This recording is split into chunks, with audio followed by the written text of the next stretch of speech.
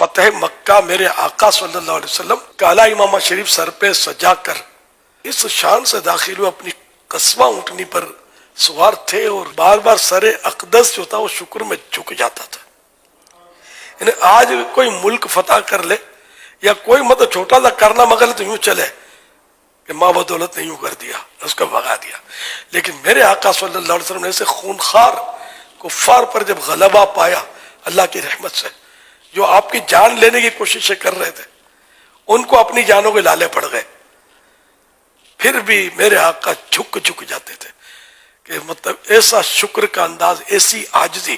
کہ دنیا بھر کی عاجزیاں ان کے قدموں کے ناخن پر قربان، میرے آقا کے ایسی عاجزی کے ساتھ مطلب آپ مکہ مکرمہ میں داخل ہوئے۔ یار دل ہل گیا میرا یار یہ چیزیں پڑھ کے، یار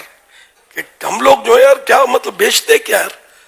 اتنا پھول جاتے ہیں کچھ ہم سے کارنامہ انجام ہو جائے تو کہ یہ میرا کارنامہ ہے، کبھی بھی مت سمجھنا کہ میرا کارنامہ ہے۔ آپ نے نوٹ کیا ہو کبھی میں اس طرح کی باتیں دعوت اسلامی کے شروع کی کرتا ہوں تو بارہا میں کہتا ہوں کہ میرے رب کا کرم ہے،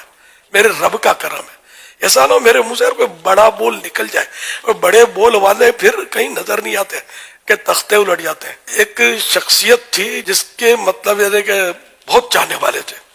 اور نمازیوں کی اتنی بھیڑ ہوتی تھی، خاص کر عید میں روڈ بھر جاتا تھا، اتنا ہجوم تھا۔ تو رمضان المبارک میں کوئی ان کے خطاب میں ایسا جملہ نکل گیا، قوم ہو گئی ناراض ان سے، اور عید اس حال میں ہوئی کہ ایک کا دو صفیں مسجد کے اندر بنی،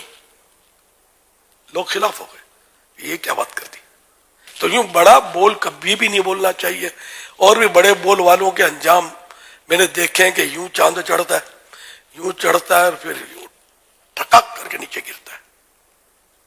اور وہ یا گمنام ہو جاتے ہیں یا جیتے جی اتے سے رہ جاتے ہیں، یہ بھی ہوتا ہے، لوگ بھاگ جاتے ہیں۔ جیسے لیڈر ہوتا ہے نا عام طور پہ بڑا آدمی، بڑا مقرر،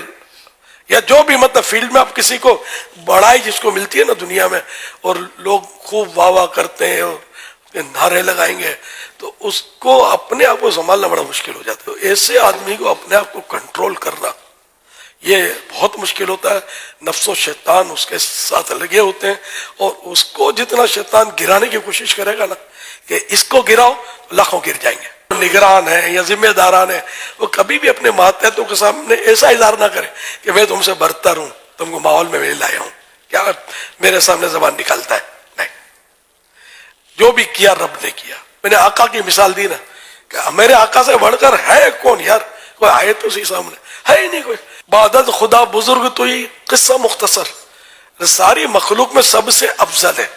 اور اللہ کے بعد میرے آقا ہی کی تو ذات ہے صلی اللہ علیہ وسلم، لیکن اللہ کی عطا سے ہے۔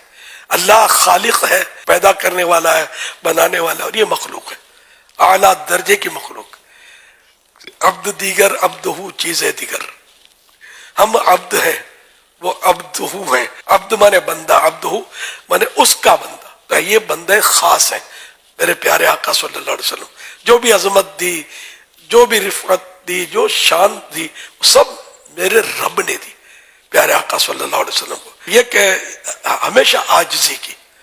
تو حقیقت بھی یہ کہ جو شاخ پھلوں سے لدی ہوتی ہے وہ جھکتی ہے، جس میں پھل نہیں ہوتے وہ اکڑتی ہے۔ تو اللہ پاک ہمیں پھلدار شاخ بنائے کہ ہم اکڑے نہیں، اس کی بارگاہ میں جھکے رہیں، جھکے رہیں، جتنا جھکیں گے اتنی بلندی ملے گی۔